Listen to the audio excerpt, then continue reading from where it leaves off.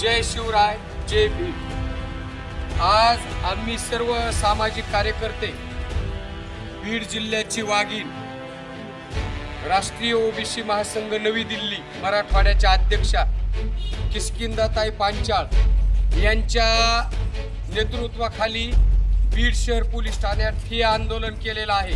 आम्ही माननीय पोलीस निरीक्षक शीतल कुमार बल्लाळ साहेब यांच्या कॅबिनमध्ये ठिय्या मांडला होता। विषय होता छाया गणेश पांचाळ यांचा 1 वर्षापूर्वी बीड जिल्हा रुग्णालयात उपचारादरम्यान मृत्यू झालेला होता आणि त्याचा वारंवार पाठपुरावा करूनही न्याय मिळत नाही, म्हणून आज आम्ही या ठिकाणी ठिय्या आंदोलन केलं।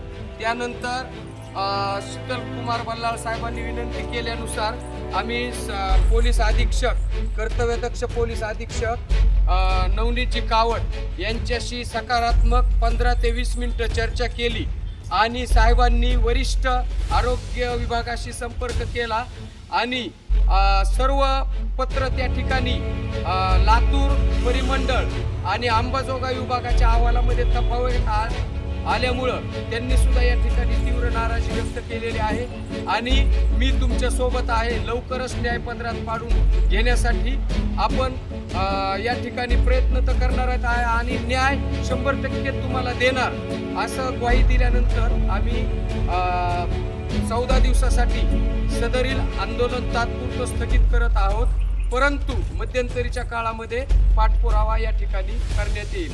आज या ठिकाणी आम आदमी पार्टीचे जिल्हाध्यक्ष आणि ज्यांनी संपूर्ण आपलं आयुष्य लष्करात सेवा केल्यानंतर समाजासाठी समर्पित करण्याचा संकल्प सोडला आहे असे अशोक बजरंगराव येडे पाटील आणि त्यानंतर सामाजिक चळवळीत काम करणारे सुमितजी वाघमारे साहेब, शिवशाहू फुले आंबेडकर प्रतिष्ठानचे भीमरावजी कुटे, सर्व या ठिकाणी छाया पांचाळ यांचे पती गणेश पांचाळ यांनी सुद्धा सुरुवातीपासून संपूर्णपणे या ठिकाणी स्वतःला झोकून दिलेला आहे। त्यांचे सर्व नातेवाईक, बहीण, बंधू, मेहुणे, सासूबाई, आई सर्वच या ठिकाणी करावं तेवढं त्यांचं कौतुक आहे, कारण त्यांच्या कुटुंबाने खरा शिका संघटित व्हा आणि संघर्ष करण्याचा वारसा या ठिकाणी घेतलेला आहे। मी छत्रपती शिवराय आणि परमपूज्य डॉक्टर बाबासाहेब आंबेडकर आणि सर्वच महापुरुषाच्या विचारावर आम्ही ठाम आहोत आणि त्यांच्या विचाराची प्रेरणा घेऊन जोपर्यंत एक दिवस या पोलीस स्टेशनमध्ये गुन्हा नोंद घेऊन FRच आम्ही घेणार आणि त्या संपूर्ण दोषी डॉक्टर, नर्स आणि तत्कालीन शल्यचिकित्सक संजय राऊत डॉक्टर यांना त्या ठिकाणी शासन केल्याशिवाय आम्ही स्वस्थ बसणार नाही।